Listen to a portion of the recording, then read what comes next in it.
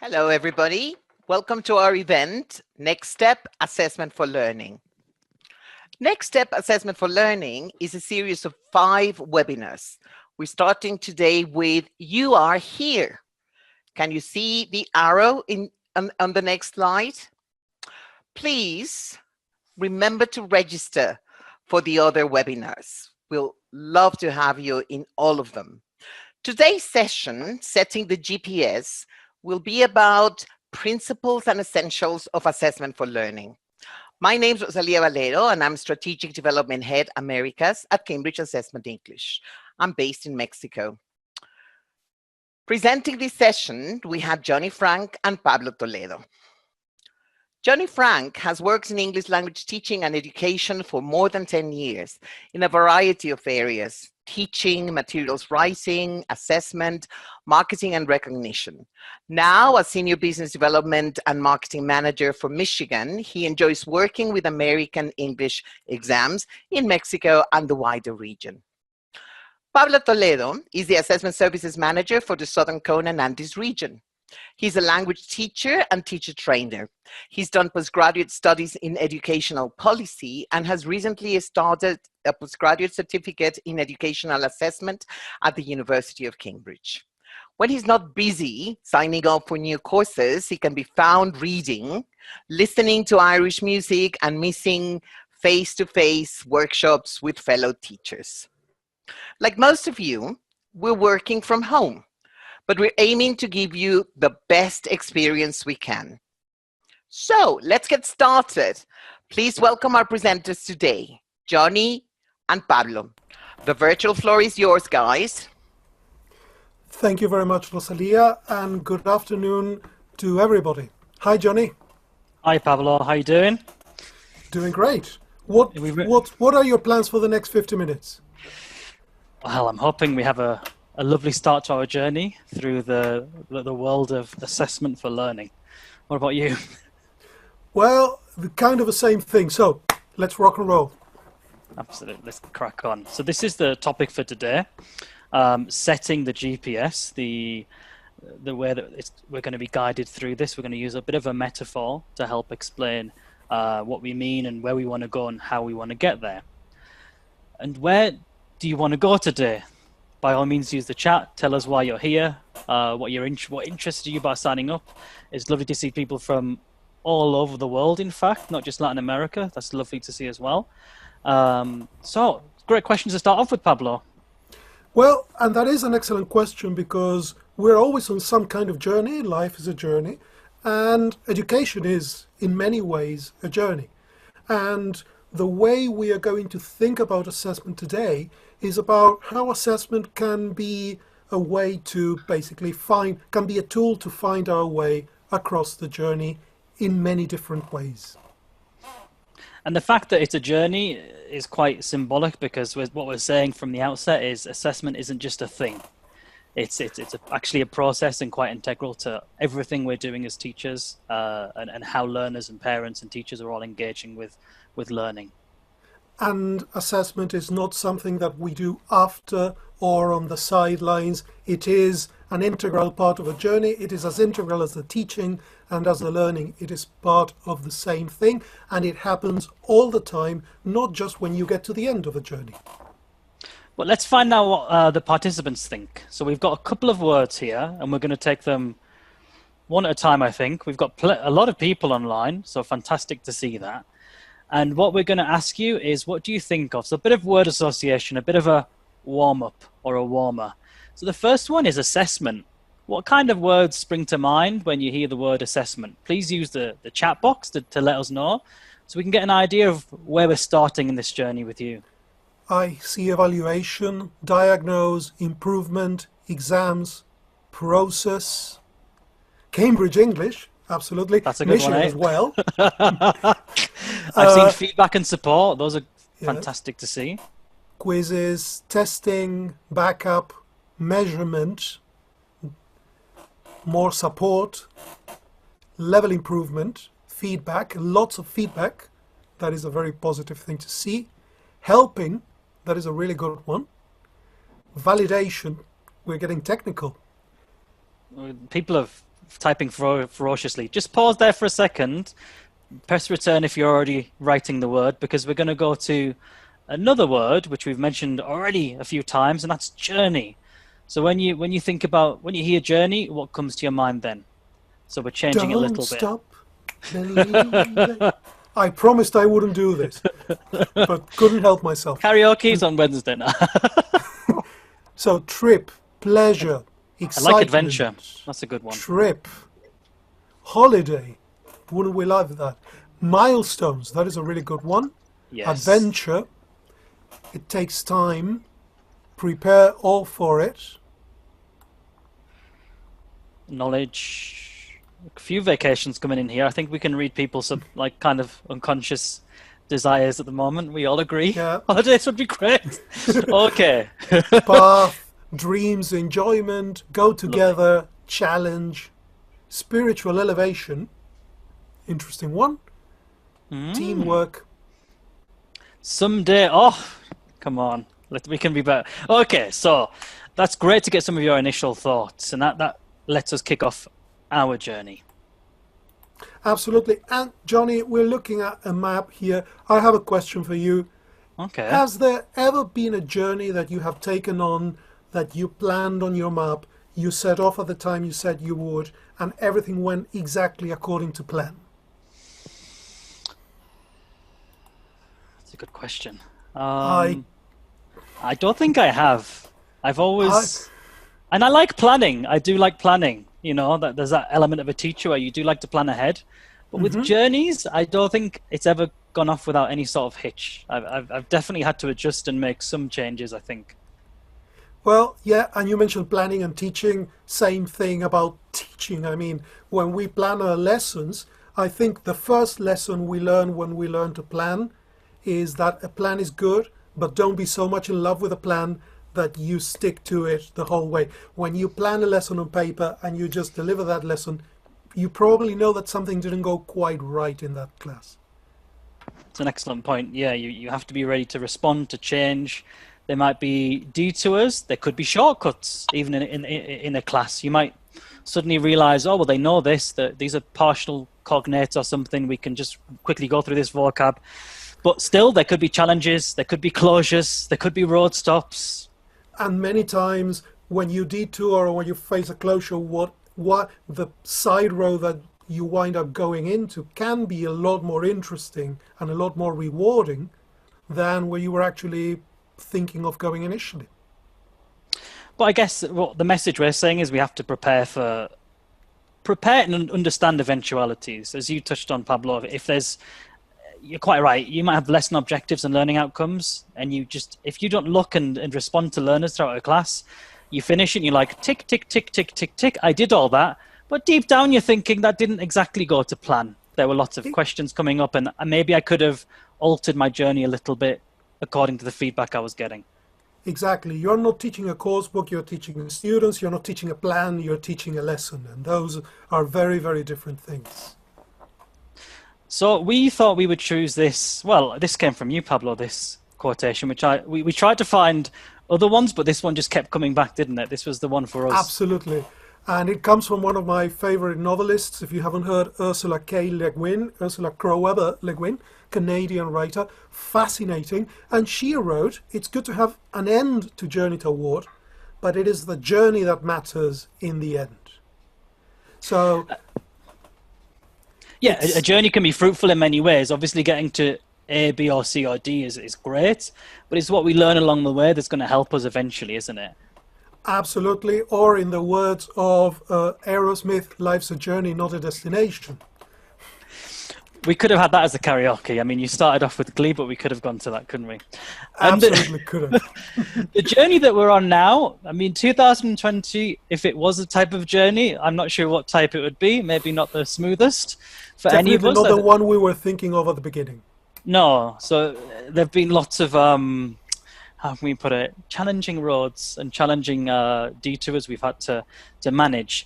And so things have changed. And we see this in publications from teachers. We see this in feedback. These are some from some educational publications about how teachers have actually made mini studios at home, how parents have actually got a lot closer to the classroom now. I find that particularly interesting. Parents are inside the classroom now, which for us teachers sometimes is a new challenge.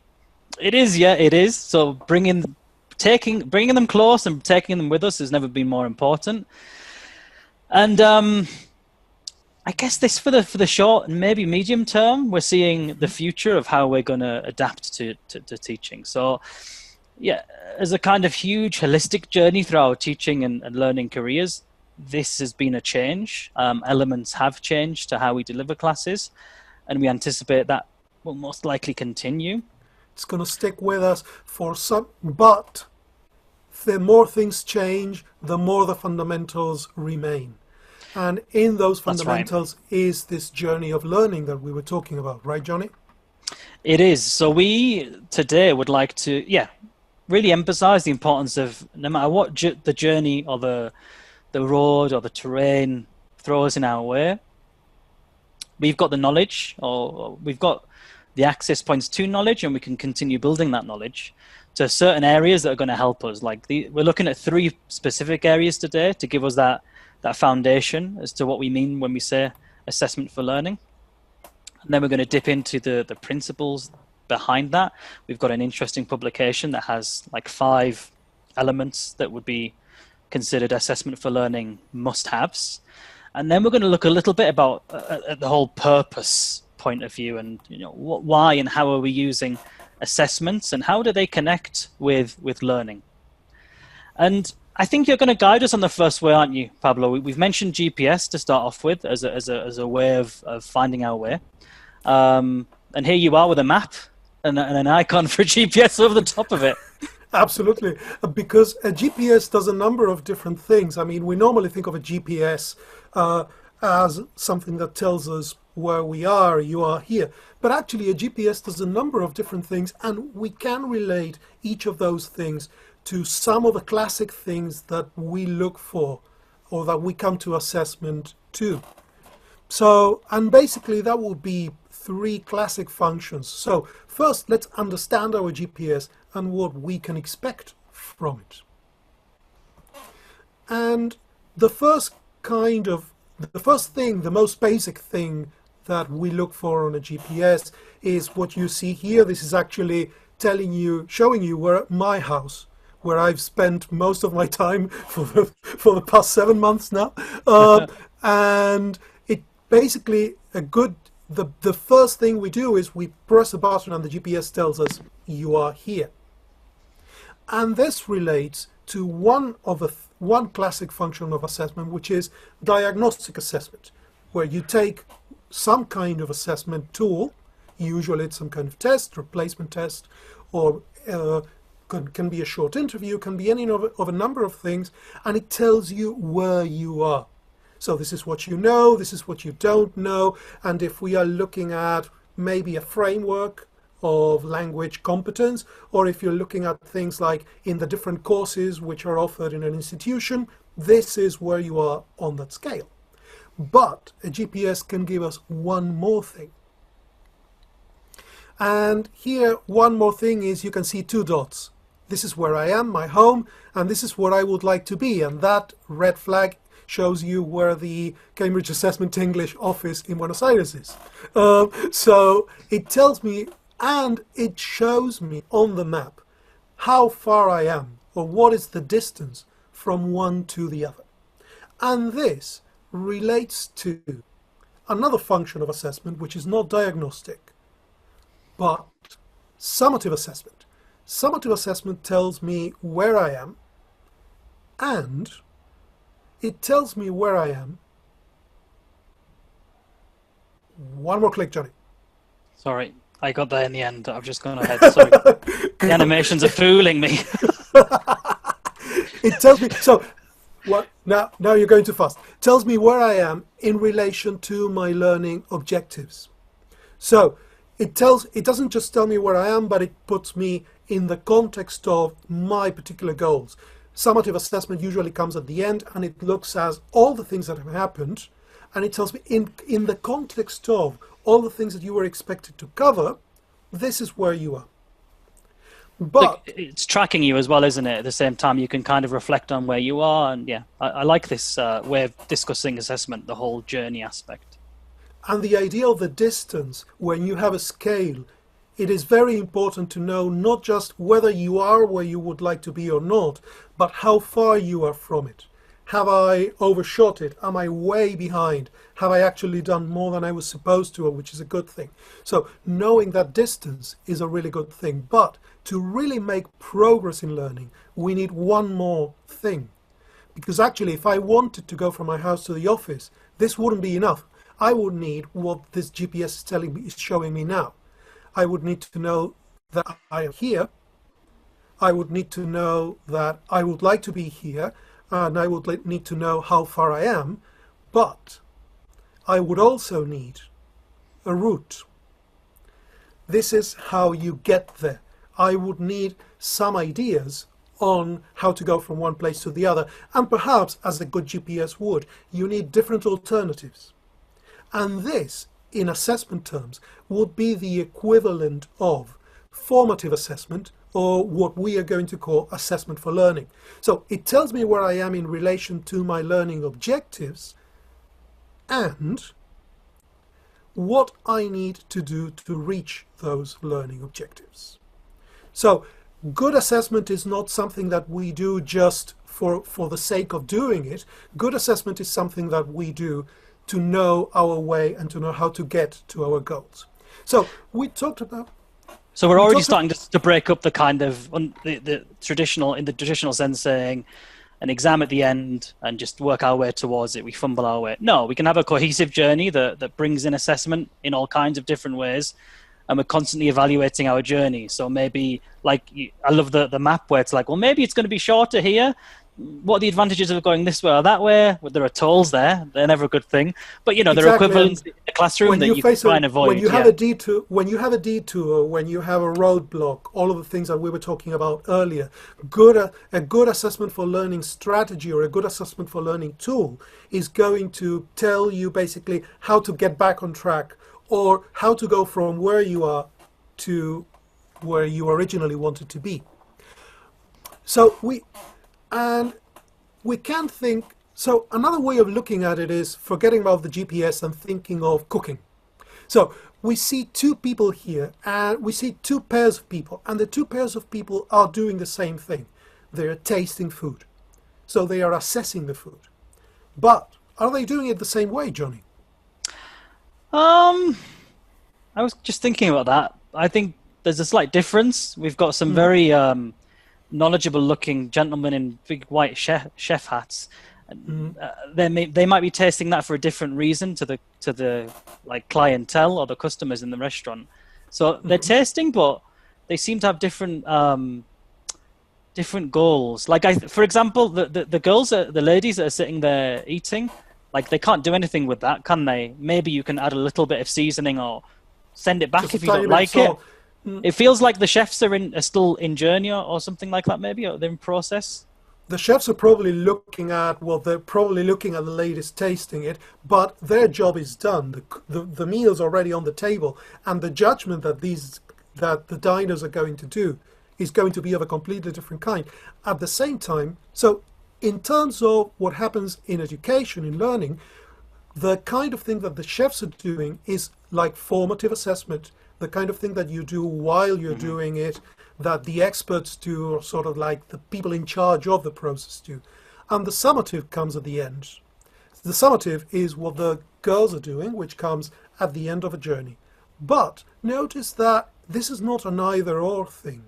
And this is a really important process. I mean, there is an arrow going from one to the other, because actually formative and summative are not either-or things. There is a kind of continuum that goes from one to the other. And actually, there isn't that much of a border because can you mention an activity that is summative or formative exclusively and naturally, automatically? Nothing springs to mind, because I even believe that even an exam that you might take at the end of a year, which is it's going to go on your scorecard, even that, if you pick apart what the grade means, can have formative applications. So I agree with you here that it's much more of a spectrum or some If sort of you think matrix of- where there can be elements of both depending on our purpose. But I think you can always extract something to help us learn about the preceding journey and what's gone before us, possibly. We're going to come back to this idea, but if you take like, what is the ultimate example of a summative exam? Well, something like a Cambridge or a Michigan exam. It's a standardized test. It comes at the end of a process. But if you think of a learner that takes a standardized summative exam at the end of 1 year, and then the results of that information are basically the foundation for what is going to happen the following year. So the teacher that takes over that course takes that information and sees, oh, this class that took one exam, they're weaker on their listening, and this particular learner is very strong on this, and this is very strong on that, and uses that to move forward in the learning and as a baseline for the work that is going to carry on. Is that formative or summative? And you're thinking, that can be it blurs the boundaries, doesn't it? Because I mean, if it was going to be purely summative, you'd say, give me the list of, they took like a Cambridge or a Michigan exam at the end of the term. Give me a list, 1 to 30 or 40 of them in a class. And there we go. I know how good they are, how bad they are. Yeah. But actually, as teachers, we dig a bit deep and we're like, well, what were the weaker skills? Were they listening? Was it listening they found difficult? Was it the speaking? Was it the writing? And even we have some assessments that you can dig even deeper. Even as summative assessments, we can extract even more feedback than that. So yeah, I see what you're saying. It's not as simple as we might first think it is, really. Yeah, so we can think of like sets of features which are traditionally formative, traditionally summative. So traditionally formative would be an ongoing assessment that guides what happens next, and it sets a kind of purpose. Whereas summative assessment we associate with something that comes at the end of a period of study, not necessarily the end of a course, can be the end of a unit, can be the end of a section, of a term, or something else. It evaluates what happened before, not necessarily what is going on. And it is a kind of judgment. It is going to pass some kind of judgment, which in a way all assessment does. Because at the end of the day, assessment is information that you use to make decisions. Yeah. We've had some people, I was just checking the chat, Pablo, and some people were very certain, they were saying a Cambridge, a Michigan exam is definitely summative. But we're beginning to sort of unpick that assumption, and I hope that you stay with us along the journey, not just today, but in the following webinars, to understand what we're trying to say with that and how we're looking at like a whole holistic toolkit with lots of very specific actions for exams and for learning. So, yeah, we're excited to have you here. As a kind of spoil, as a kind of spoiler to one of the big ideas that we are trying to tackle is the fact that no assessment tool is formative or summative in nature, but it can be used summatively or formatively, depending on, I mean, it's all in how you use it, not necessarily in the context, which is where our next section is going.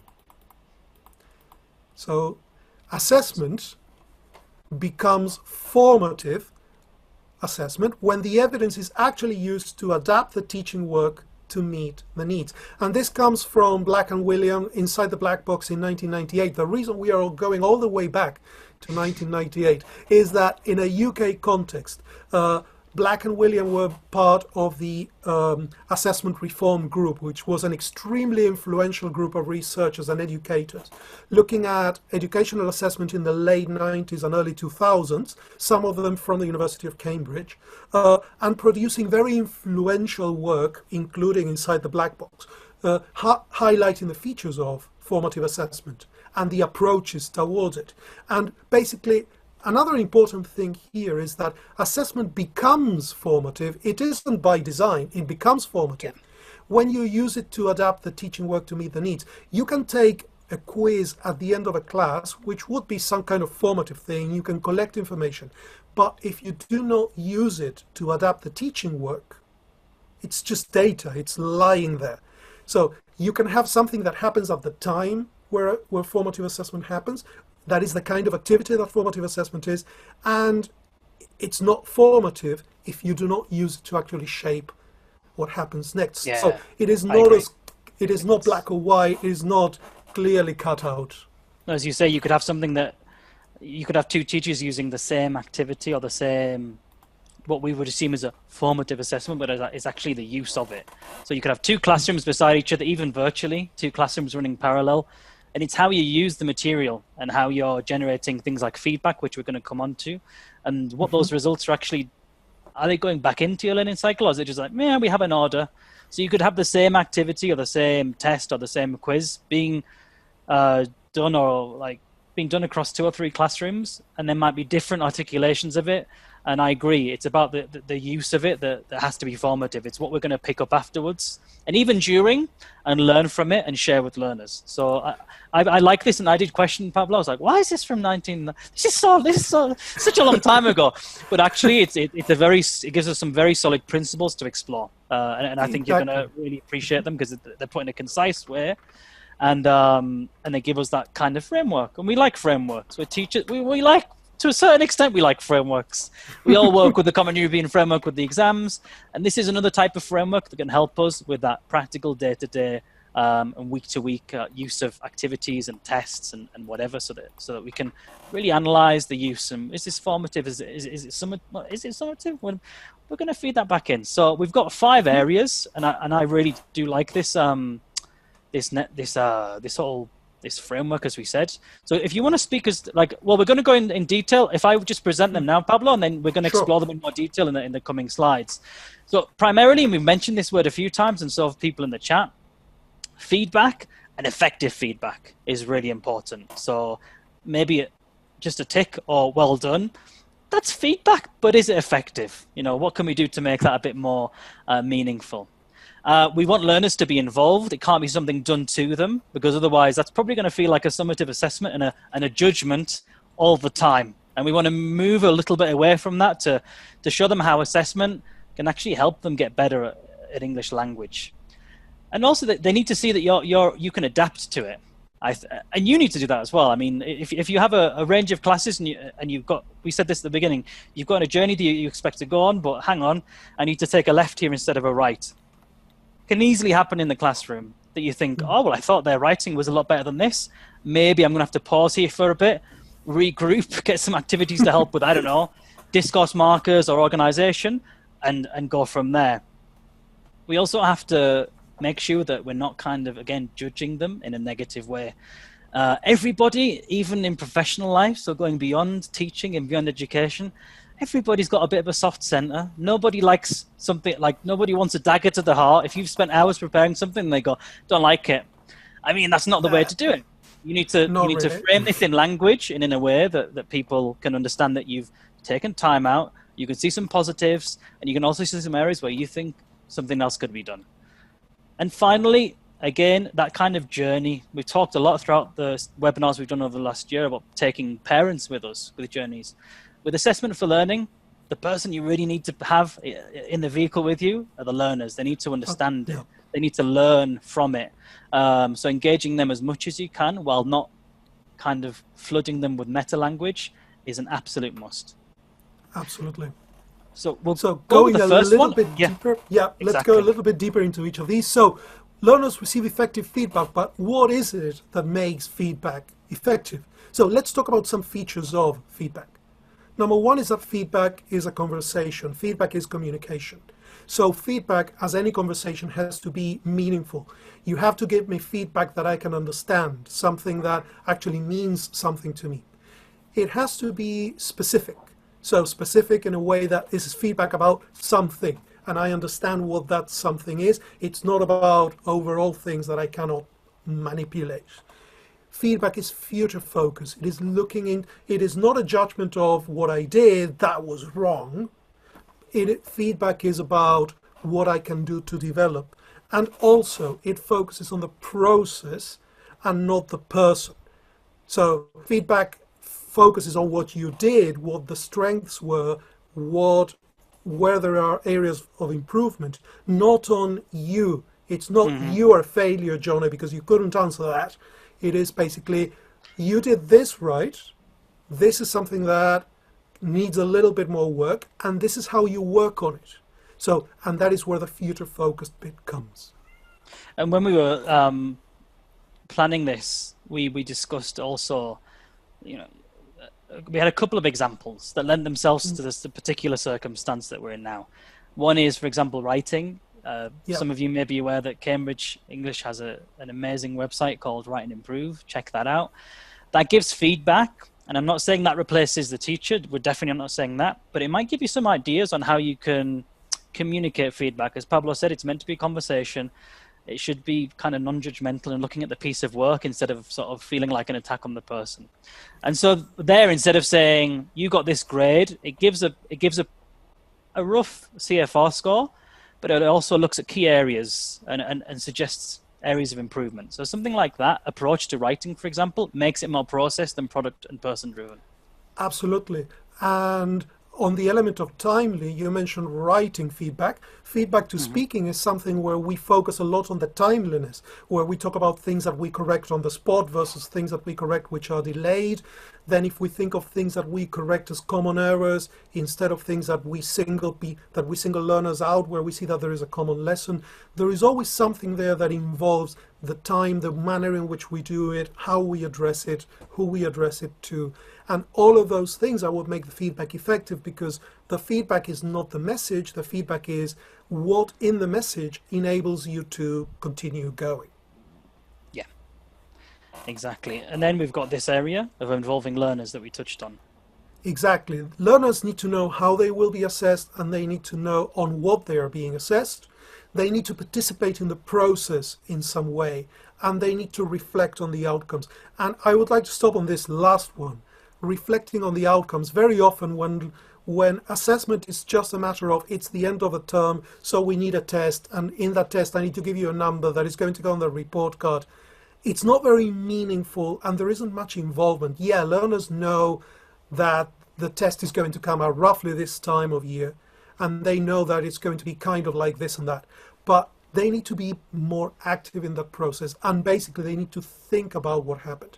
In this sense, just if the only result that they get is a grade, that is not something that enables a lot of reflection. A grade, as in a number or a letter or good or not enough or sufficient or whatever, however you do it, just the grade is not particularly meaningful if it is not related to some kind of description and some additional information that enables you to move forward. I agree, and I think that it bleeds in nicely to the whole area of adjusting your teaching and showing students that you are being responsive to their feedback, right, to their results and their progress and their areas of improvement. Because teaching is communication and teaching is being present. So when you are present, you are responsive. You do not teach just by pressing play and moving on with a plan. Teaching is a feedback loop. So you pass on a message to the learners are passing on a reaction to you, and there is feedback going in all directions. And then what happens, the teaching, is basically the combination of all of those things and how you as a teacher manage all of those interactions. And then it has to be based on a broad evidence base. So it's going to be stuff that comes from all kinds of assessment, not just tests, but quizzes and all kinds of tools that our next session is going to be all about.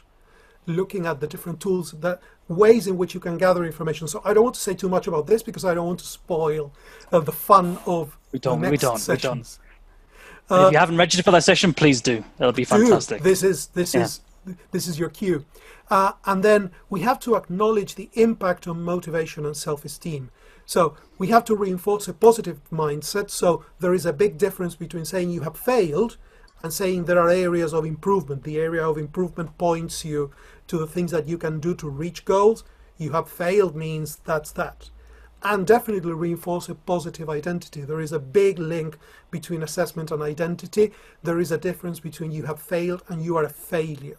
And the identity of a learner that says, I am a C student, or I am an A student, or I am an F student, it is an absolute difference. And assessment, unfortunately, can have that kind of impact when you don't manage it correctly. And that's why I like this. So with summative, informative, I'm like, yeah, I get that. It's been around for, oh dear, noisy outside, some time. But then when you really dig into the principles, you start to see the levers that you must pull as an educator and as a teacher to ensure that this our theoretical understanding becomes a practical reality in the classroom.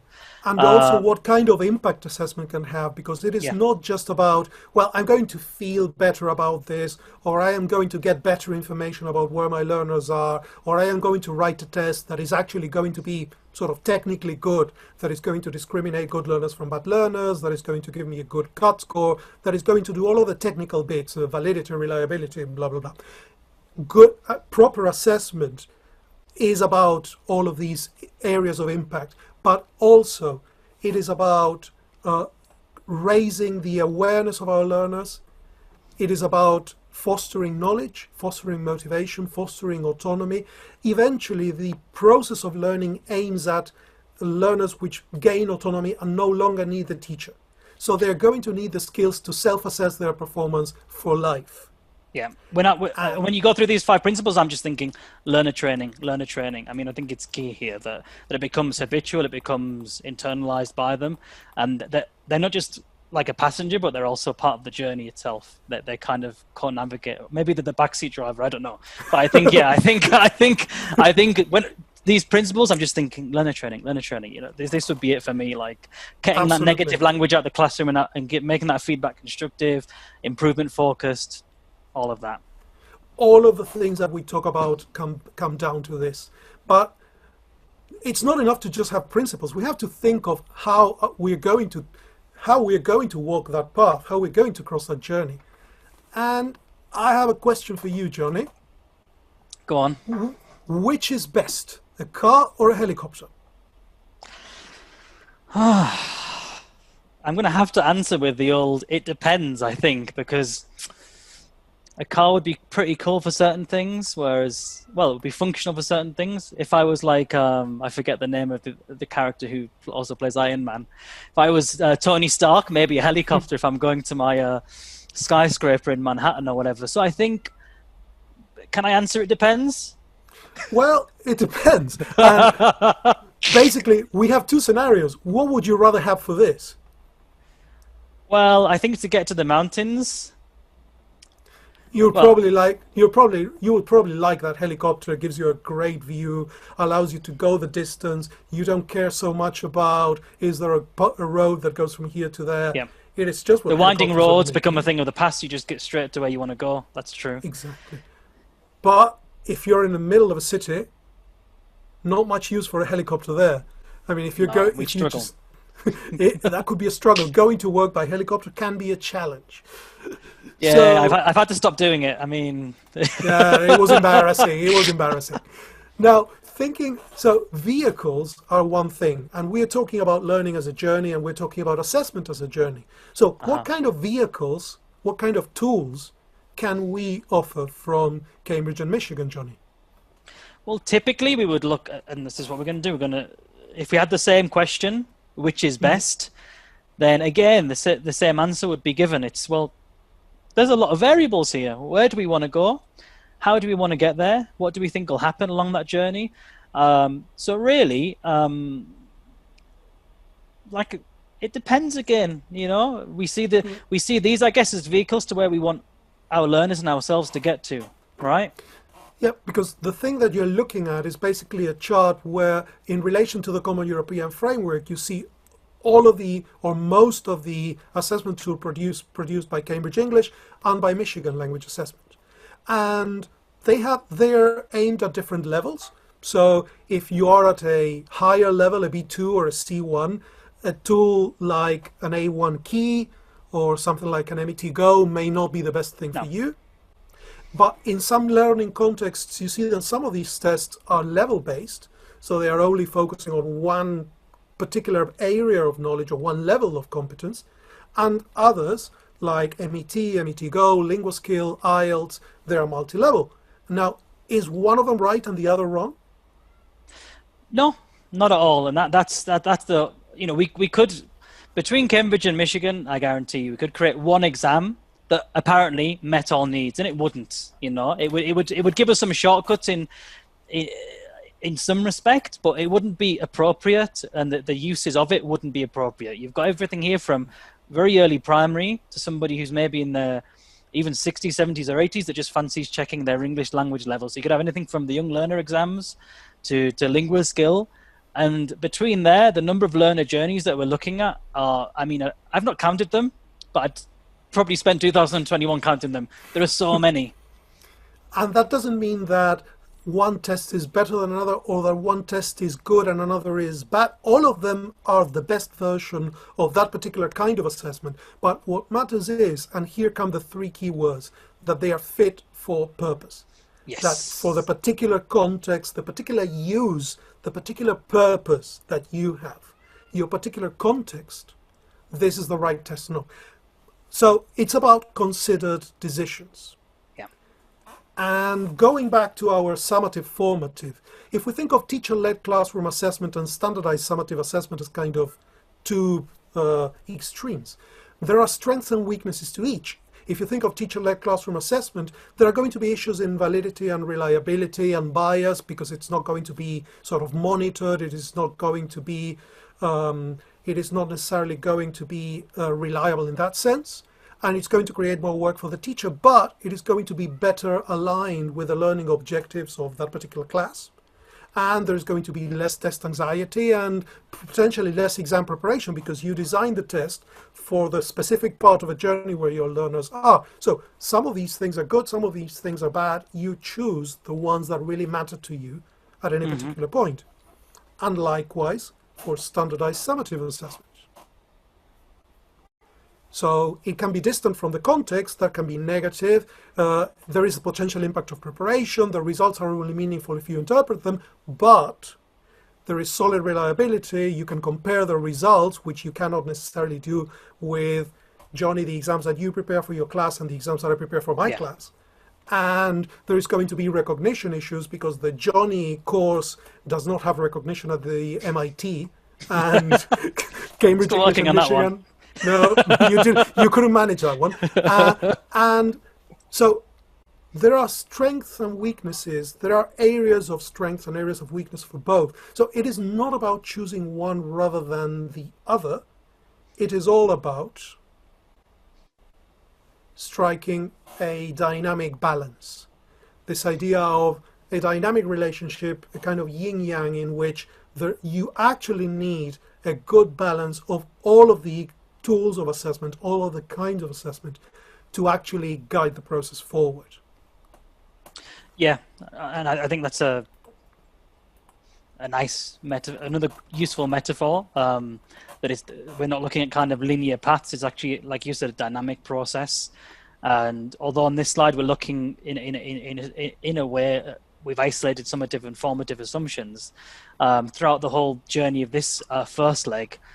I think we've shown that the three keywords you said, fit for purpose, is crucial. Use, how you're going to use that assessment ultimately will decide which assessment you use. And then it's this ongoing process of learning from and adapting to learner needs. And I think this is a useful kind of summary of that.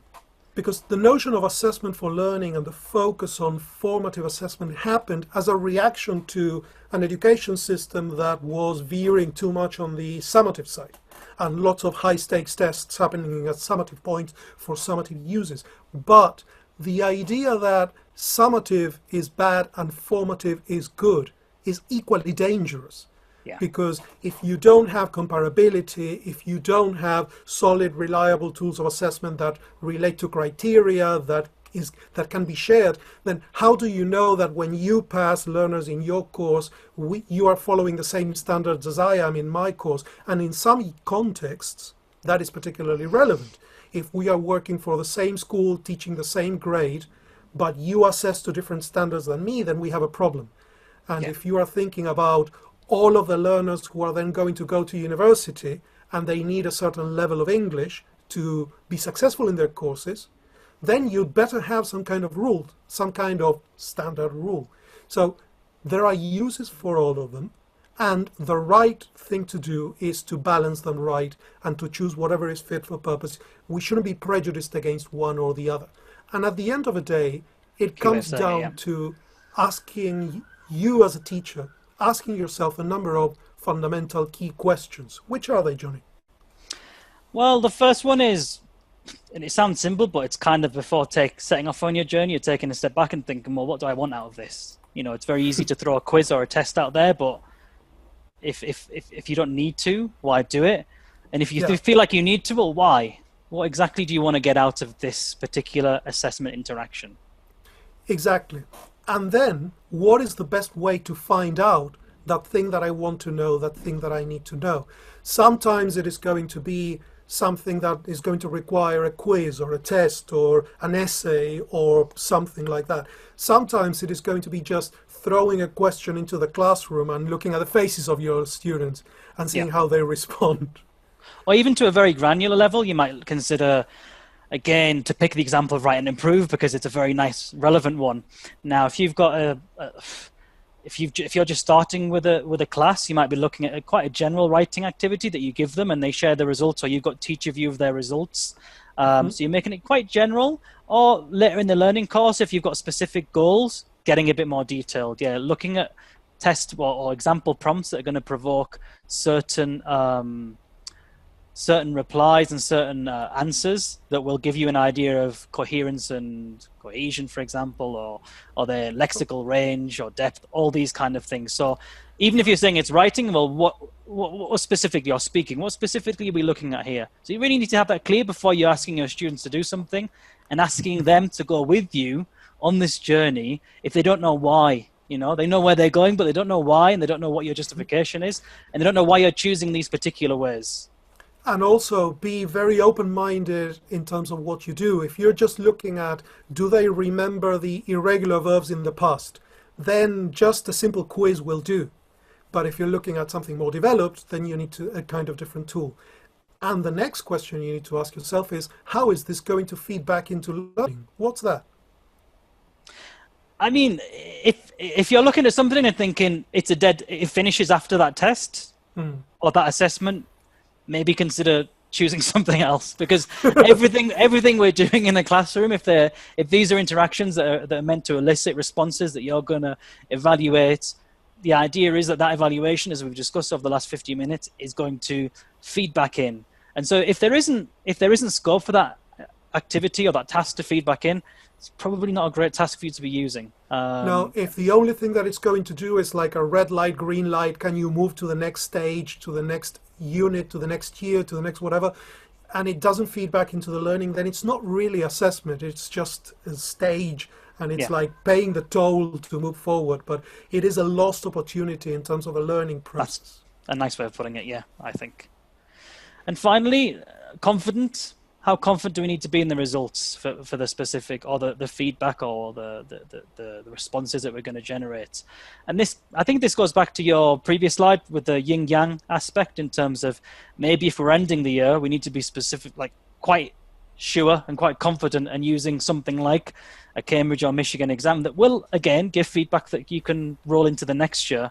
But I think that's what we're alluding to here, aren't we, Pablo? Yeah, I mean, for different things, you need different degrees of confidence. It would be very simple to say, yeah, I want to be absolutely sure of every single thing I do in the classroom.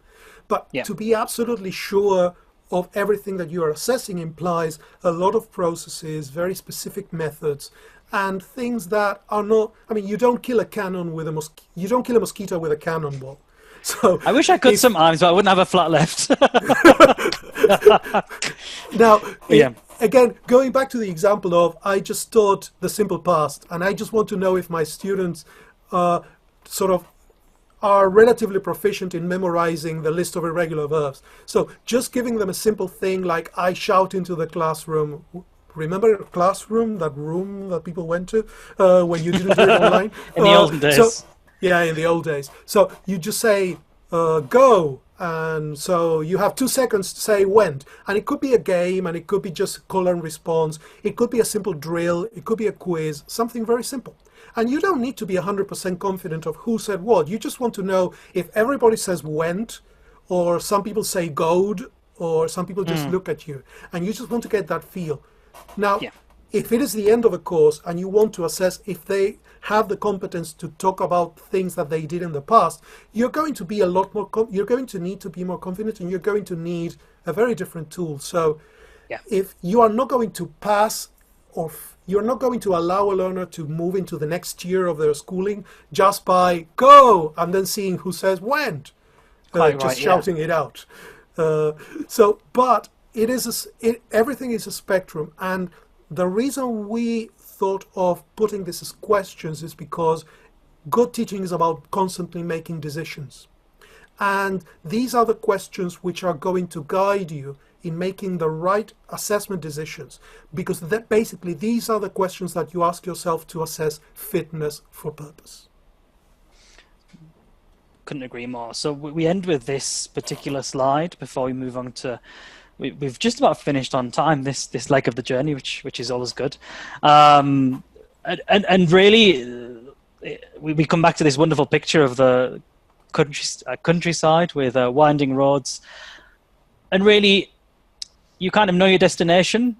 Everybody has these learning outcomes at their institutions, or are working on them now as the term's progressing. But you've got a final destination. How are you going to configure your path to get there? How are you going to take your students with you? What tools are you going to use? And how are you going to engage with assessment as a holistic tool rather than thinking formative and summative? I liked how you put it earlier, Pablo, in terms of saying things that are done formatively and summatively. So I think, describing that action is much better than just saying a thing and a thing. Exactly. There is the saying in English, handsome is as handsome does. And it applies to this. It is not about something that is one way or another. There isn't a formula, there isn't a right thing, there isn't a wrong thing, there isn't a good thing, there isn't a bad thing. Yeah, some assessment tools are bad. I mean, like if you're trying to assess your learner's level of English by measuring their height, then you're probably not using the right tools, and that is bad. But short of that, nothing is right, nothing is wrong. It is about knowing your path, asking yourself the right questions at all times, and then looking at how you're going to get information about where your learners are and how you can get them to the destination, how you can walk that path. Together as well. Absolutely. As we said, one of the principles was to engage them, take them with you.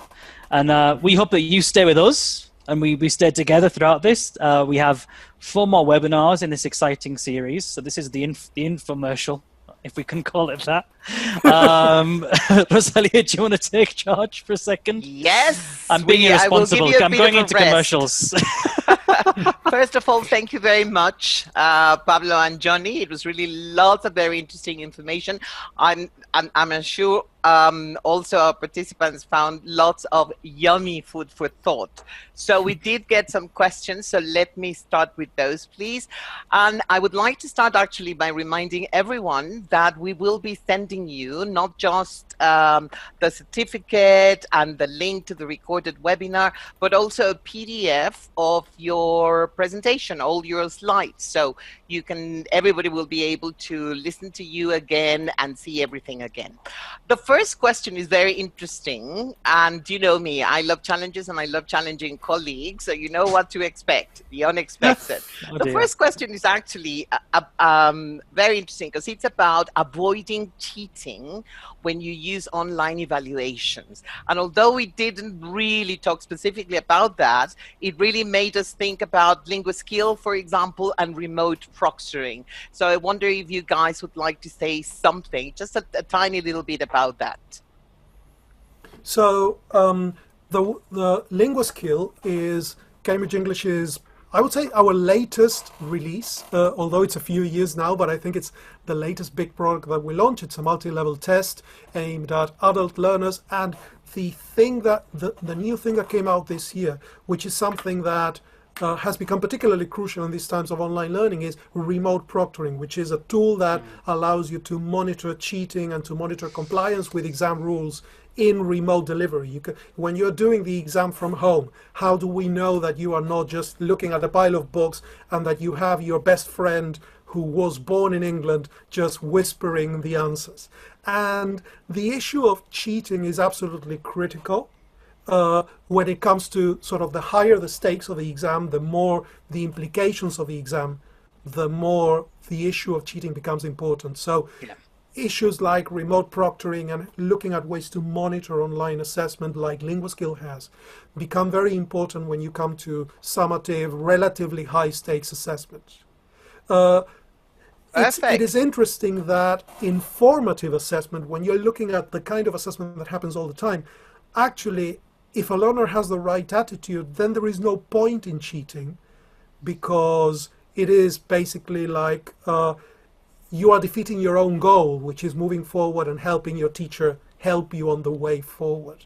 So cheating and stakes, cheating and the idea that how you do in this particular test is going to have a consequence are absolutely related.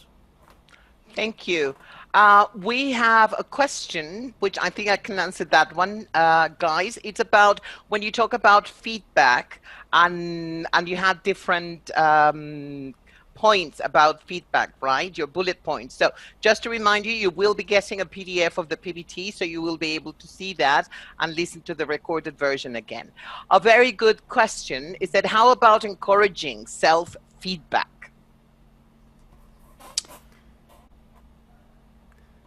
Well, yeah, I think we're in the age and in the year where that's probably more achievable than in others. If we're looking at digital delivery and distance learning, we were discussing this when planning webinar. You can build up a lovely digital portfolio now, and speaking, for example, can be recorded on certain websites and sent by email to your teacher, and you can also listen back to them yourself. So although I hate listening to my own voice, I think learners less so because they're very chatty, most of them. So you again learn a training, avoiding meta language, maybe having a checklist, but then you taking that checklist and explaining what those mean, and getting them to listen back to themselves. And a good transcribe if you're really mean, but you know, if it's a short speaking, and if they're just like, oh, I'm always saying which is a natural discourse feature, but not so frequent, whereas learners might lend on that, or they might have an L1 influence and be using the kind of discourse marker or the sound or the length of duration of a discourse, or like a kind of that feature of discourse where like, let me think. We wouldn't use that in every sentence, but they might be doing it. And so if they listen back to themselves, which again is easier now that they're at home and they can record, then that's something you can deal with. So I think, yes, I love that idea of kind of self-feedback and self-reflection. And right, let's see if we can have two more questions, guys. And this is an interesting one. Anything specifically you could say about young learners when it comes to what you have been talking basically in general? Well, in the case of young learners, related also to what Johnny was saying about how to self-assess, there is a lot of scaffolding that you need. So showing examples of what good looks like, giving them clear guidelines on how to differentiate, or what are the things that make what you are defining as good are, and giving them like very clear instructions that they can understand, avoiding the meta language that Johnny was talking about. A young learner is not going to know simple past versus present perfect, but if that is what you're teaching, and there are ways in which you can convey the difference and you can make them see the communicative contexts for each. And then perhaps not jumping straight into self-assessment, but going through peer assessment as an in-between step. So before you judge your own writing, judge others, or before you write your own product, judge others, which is also a nice lesson in being polite and being considerate and being thoughtful. Yes, definitely. And can I just say, we are very happy to let everybody know, thank you all for being here today, that for this assessment journey, we can help you. Cambridge and Michigan can help you. Specifically when it comes to social media, our marketing colleagues have been writing a link to let you know about something very exciting that we invite you to explore using Instagram, okay? It really is something I'm pretty sure you're going to see it and love it. And thank you very much, Johnny and Pablo. And please, can I remind everyone that we have more webinars in this exciting series for us, because I mean, we are assessment organizations, so as you can tell, we get excited when you talk about assessment, right? Exams and tests, some of our favorite words in English, of course, and in any language. So do make sure you register, right? and come to the next webinars. The next one on Thursday, Choosing Your Way, Techniques and Instruments, right?